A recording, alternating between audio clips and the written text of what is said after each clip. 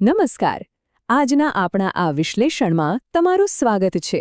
આજે આપણે એક એવા વિષય પર વાત કરવાના છીએ જે ખરેખર બહુ જ રસપ્રદ છે. આપણે ગાયત્રી સ્તોત્રના મૂળ લખાણ પર ચર્ચા કરીશું. ખાસ કરીને શ્રી નારાયણ ભગવાન નારદજીને જે કથા સાતમી સંભળાવે છે ને એના પર. આ માત્ર કોઈ સામાન્ય કથા નથી હં. આ તો આખા બ્રહ્માંડની રચના અને એની દિવ્ય ઊર્જાને સમજાવતો એક અદ્ભુત સંવાદ છે. તો ચાલો આ ગહન વિષયને એકદમ સરળ રીતે સમજીએ. તો ચાલો આમાં સીધી ડૂબકી લગાવીએ. આ પંક્તિઓ જુઓ, શરૂઆત જ કેટલી પાવરફુલ છે. શ્રી નારાયણ કહે છે, હે આદ્યશક્તિ, હે જગતના માતા, હે સર્વત્ર વ્યાપી રહેલા, તમને નમસ્કાર કરું છું. તેઓ સ્પષ્ટપણે આ પરમ શક્તિને બ્રહ્માંડની માતા માને છે, જે દરેક જગ્યાએ હાજર છે. તો હવે આપણે જોવાનું છે કે આ સ્તોત્રમાં બીજું શું છુપાયેલું છે. આખો ગ્રંથ આપણને એ જ સમજાવે છે કે કેવી રીતે બ્રહ્માંડના અણુઅણુમાં આ એક જ ઊર્જા કામ કરી રહી છે. હવે આખી વાતને વ્યવસ્થિત સમજવા માટે આપણે આજની આ ચર્ચાને 6 ભાગમાં વહેંચી દીધી છે. પહેલાં આપણે આદ્યશક્તિનો પરિચય મેળવીશું, પછી સમયના 3 સ્વરૂપો, દુર્ગાના 10 સ્વરૂપો, અલગ અલગ લોકમાં એમનું અસ્તિત્વ, પરમ શક્તિનો ખ્યાલ અને છેલ્લે આ સ્તોત્રના પાઠના ફાયદા. બસ આ જ ક્રમમાં આપણે આગળ વધીશું, જેથી આખો વિષય એકદમ ક્લિયર થઈ જાય. તો શરૂઆત કરીએ આપણા પહેલા વિભાગથી, આદ્યશક્તિનો પરિચય. આ સ્તોત્રમાં આદ્યશક્તિ શબ્દ વારંવાર આવે છે, પણ આ આદ્યશક્તિ છે શું? લખાણ મુજબ આ કોઈ સામાન્ય શક્તિ નથી. આ બ્રહ્માંડની સૌથી પહેલી અને મૂળભૂત ઊર્જા છે. અને રસપ્રદ વાત તો એ છે કે માત્ર મનુષ્યો જ નહીં, પણ બ્રહ્મા, વિષ્ણુ અને રુદ્ર જેવા દેવો પણ આ જ શક્તિની આરાધના કરે છે. વિચારો, સર્જનહાર સ્વયં જે ઊર્જાને નમન કરતા હોય એ શક્તિ કેટલી મહાન હશે. તેઓ આકાશથી લઈને પૃથ્વી સુધી દરેક જગ્યાએ માતા તરીકે બિરાજમાન છે. હવે આપણે બીજા વિભાગ તરફ જઈએ, સમયના 3 સ્વરૂપો. અને આ ખરેખર બહુ જ કમાલનો કન્સેપ્ટ છે. તમે જુઓ, આ લખાણ સમયને દેવીના અલગ અલગ રૂપો સાથે કેવી રીતે જોડે છે. સવારના સમયે દેવી બાળા એટલે કે બાળકના રૂપમાં હોય છે, લાલ રંગ ધરાવે છે, ગાયત્રી કે બ્રાહ્મી કહેવાય છે અને હંસ પર સવારી કરે છે. પછી બપોરના સમયે તેઓ યુવતી બની જાય છે, રંગ શ્વેત છે, સાવિત્રી નામ છે અને વૃષભ એટલે કે બળદ તેમનું વાહન છે. અને સાંજ પડતા પડતા તેઓ વૃદ્ધા સ્વરૂપે શ્યામ વર્ણના સરસ્વતી બની ગરુડ પર સવાર થાય છે. છે ને અદ્ભુત? સમય કોઈ અલગ વસ્તુ નથી, પણ દેવીના જ રૂપોનું એક ચક્ર છે. આગળ વાત કરીએ ત્રીજા વિભાગની, દુર્ગાના 10 સ્વરૂપો વિશે. સ્તોત્રમાં એવું પણ જણાવ્યું છે કે આ દેવી શિવ અને પાર્વતીના હાથ અને નેત્રોમાંથી પ્રગટ થયા છે. અહીં તમને દુર્ગાના 10 ખાસ રૂપો જોવા મળશે: વરેણ્યા, વરદા, વરિષ્ઠા, વરવર્ણિની, ગરિષ્ઠા, વારાહી, વરારોહા, નીલગંગા, સંધ્યા અને સર્વદા. આ ખાલી નામો નથી હો, આ દરેક નામ દેવીના એક અલગ ગુણ અને વિશેષતાને દર્શાવે છે. લખાણ કહે છે કે આ 10 સ્વરૂપો ભોગ અને મોક્ષ બંને આપનારા છે, મતલબ કે એક જ શક્તિ પરિસ્થિતિ મુજબ અનેક રૂપો લઈ શકે છે.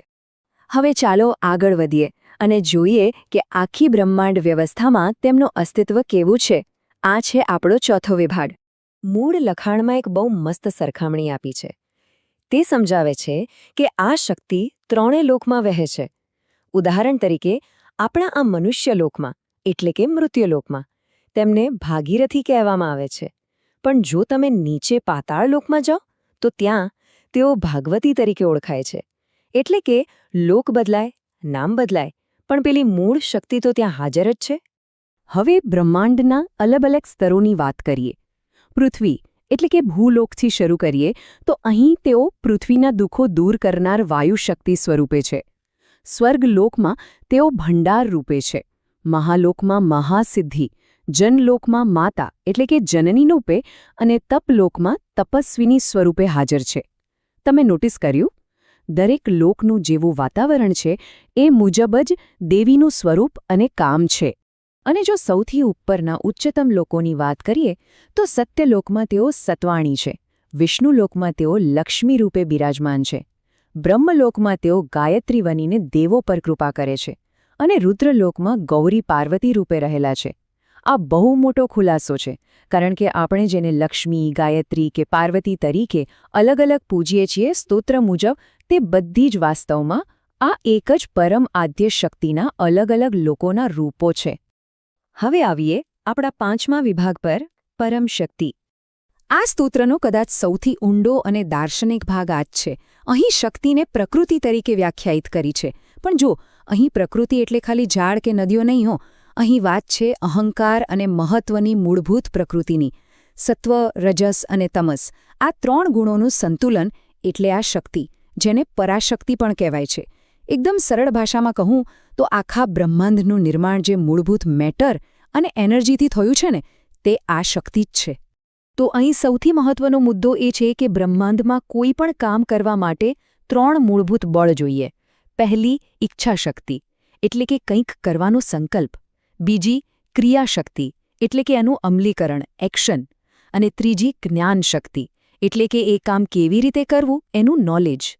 આ સ્તોત્ર બહુ ક્લિયરલી કહે છે કે આ 3 પાવરફુલ શક્તિઓ બીજું કોઈ નહીં પણ સાક્ષાત દેવીનું જ રૂપ છે. આખા લખાણમાં મને જે સૌથી કાવ્યાત્મક અને સુંદર વાત લાગીને તે આ છે. બૃહદ બ્રહ્માંડ અને આપણા નાના માનવ શરીર વચ્ચેનું કનેક્શન. એક તરફ બહારની દુનિયામાં દેવી પૃથ્વી પર વહેતી વિશાળ પવિત્ર નદીઓ સ્વરૂપે છે, અને બીજી તરફ આપણા પોતાના શરીરમાં વહેતી અત્યંત સૂક્ષ્મ નાડીઓ કે એનર્જી ચેનલ સ્વરૂપે પણ એ જ શક્તિ ધબકી રહી છે. બ્રહ્માંડમાં બહાર જે છે એ જ આપણી અંદર છે.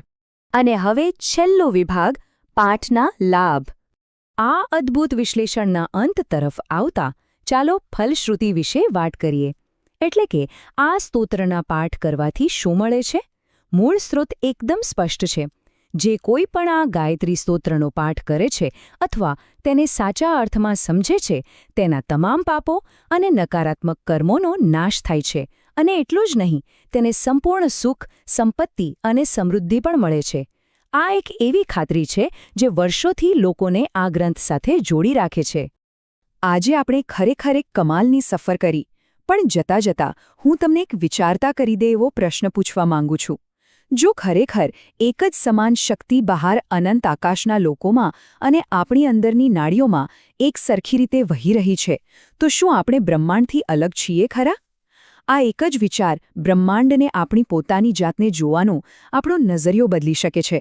આજના આ વિશ્લેષણમાં મારી સાથે જોડાવા બદલ ખૂબ ખૂબ આભાર. અને હા, આ પ્રશ્ન પર ચોક્કસથી વિચાર કરજો.